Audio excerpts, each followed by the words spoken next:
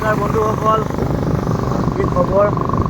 আৰু এয়া হৈ গ'ল আজি শাওণ মাহৰ শেষৰটো সোমবাৰ। ভাবিলোঁ অলপ মন্দিৰৰ পৰা আহোঁ।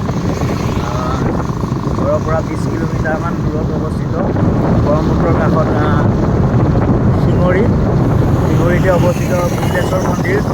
আৰু ভাবিলোঁ আজি শেষৰটো সোমবাৰ আৰু আপোনালোকক অকণমান দেখাই দিম।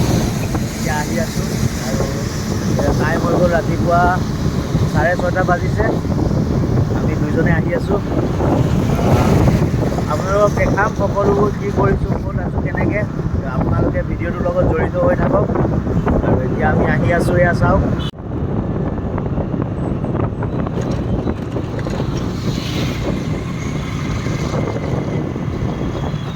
বন্ধুসকল, এতিয়া আমি শিৱ মন্দিৰ পাৰ হৈছোঁ। যাব লাগিব আৰু এয়া চাওক, চিপ বৰষুণ দি আছে। ভিডিঅ' ভালকৈ বনাব পৰা নাই, আপোনালোকক দেখাই আছোঁ। অকল আমি পালোঁ এতিয়া টাউন আৰু অলপ দূৰ যাব লাগিব। এয়া চাওক, ঢেকীয়াজুলি টাউন। আৰু টাউনখন এতিয়া বৰ্তমান বন্ধ আছে, কাৰণ ৰাতিপুৱা 6:30 পাৰ হৈছে, 7টা বাজি গ'ল। যোৱা নাই আৰু আমি গৈ আছোঁ ইয়াত ঢেকীয়াজুলি ৰৈ দেখাই আছোঁ আপোনালোকে ভিডিঅ'টো স্কিপ নকৰিব, কণ্টিনিউ কৰি থাকক। বন্ধুসকল, গুপ্তেশ্বৰ দেৱালয় হৈছে অসমৰ শোণিতপুৰ জিলাৰ পশ্চিম প্ৰান্তত ঢেকীয়াজুলি চহৰত অৱস্থিত হিন্দু ধৰ্মৰ এক দেৱালয়। এই দেৱালয় শিঙৰি মন্দিৰ হিচাপেও জনা যায়।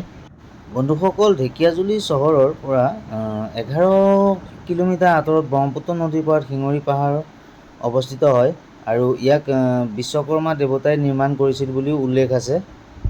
বন্ধুসকল, গুপ্তেশ্বৰ দেৱালয়ৰ শিখৰত এটা পিতলৰ কলচী আছে, এখন মুখ্য তোৰণো আছে আৰু দেৱালয়ৰ চৌপাশ প্ৰাচীন কালৰ ইটাৰে নিৰ্মিত বুলিও জনা যায়। বন্ধুসকল, দ্বাপৰ যুগত শোণিতপুৰৰ ৰজা বানাসুৰ কাশীধামলৈ গৈ শিৱক আৰাধনা কৰিছিলে। তেওঁৰ কাশীৰ পৰা আহি নিজ ৰাজ্যৰ ভিতৰতে দ্বিতীয় এখন কাশীধাম স্থাপন কৰাৰ মনস্থ কৰিছিলে। এতিয়া লুইতৰ পাৰত বিশ্বনাথ ঘাটত নিৰ্মাণ কাৰ্য আৰম্ভ হৈছিলে।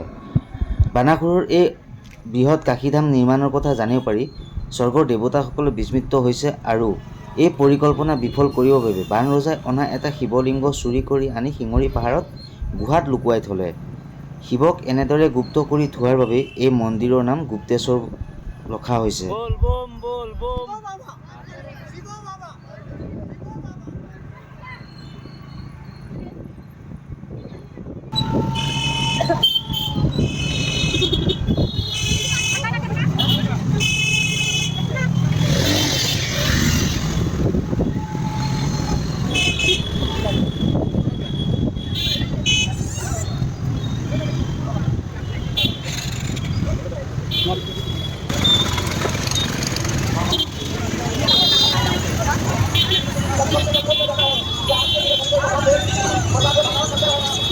এতিয়া আমি ভাবিলোঁ অলপ পূজা কৰিম আৰু এইফালে প্ৰসাদ লৈ আছে আমাৰ বাইদেৱে, দেখাই আছোঁ।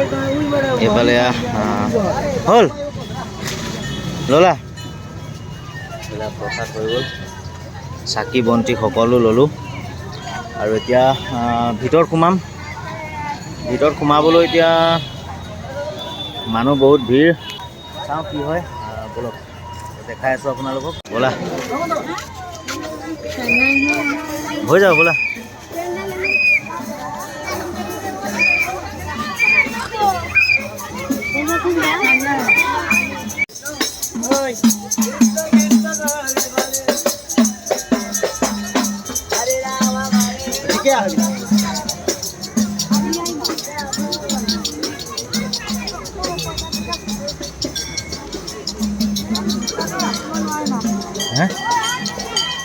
জ্বলালে হ'ল।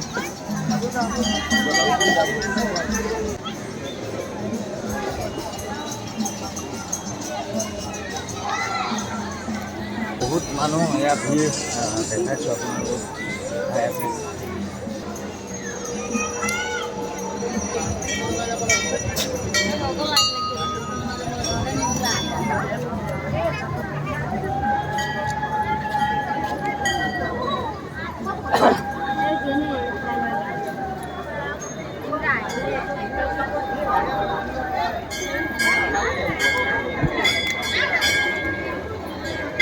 যাত্ৰীসকল ইয়াতে লিখা আছে যাত্ৰীসকলে ইয়াত চাকি জ্বলাই মন্দিৰত প্ৰৱেশ কৰিব আৰু এতিয়া আমাৰ এইফালে চাকি বাইদেউ জ্বলাই আছে আৰু চাকি জ্বলোৱাৰ পিছতহে আমি মন্দিৰত প্ৰৱেশ কৰিম গতিকে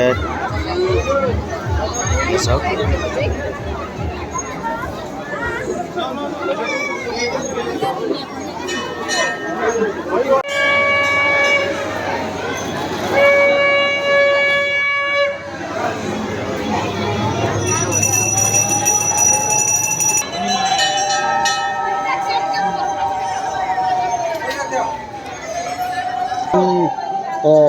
অষ্টমী মান তিথি বিশিষ্ট পুণ্যে ভাৰতবৰ্ষে শুক্ল দেশে নামটো দিশিতা কোচ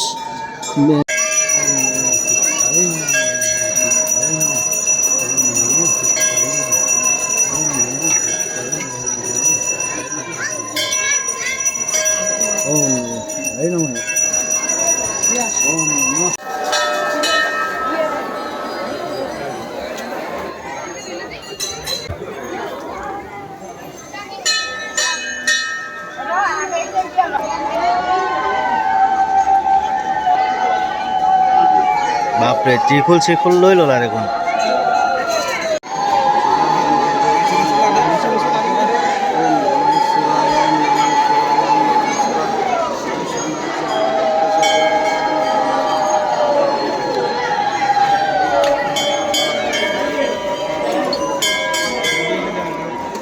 এতিয়া আমি পূজা ওজা কৰিলোঁ আৰু মেইন ভিতৰত সোমাব নোৱাৰোঁ কাৰণ ইয়াত দেখিছে আপোনালোকে চাওক বহুত মানুহ ভিৰ কৰি আছে গতিকে বহুত টাইম লাগিব মই আপোনালোকক আগৰ ভিডিঅ'টো মই ভিতৰৰ মেইন মন্দিৰটো দেখুওৱা হৈছে আৰু দেখাব দি আছে আৰু ভাবিলোঁ অলপমান ময়ো খাই লওঁ ভগৱানৰ প্ৰসাদ গতিকে খাই বৈ আমি ঘৰলৈ যাওঁ যদি ভিডিঅ'টো ভাল লাগিছে লাইক কমেণ্ট শ্বেয়াৰ ছাবস্ক্ৰাইব কৰি দিব থেংক ইউ ছ' মাছ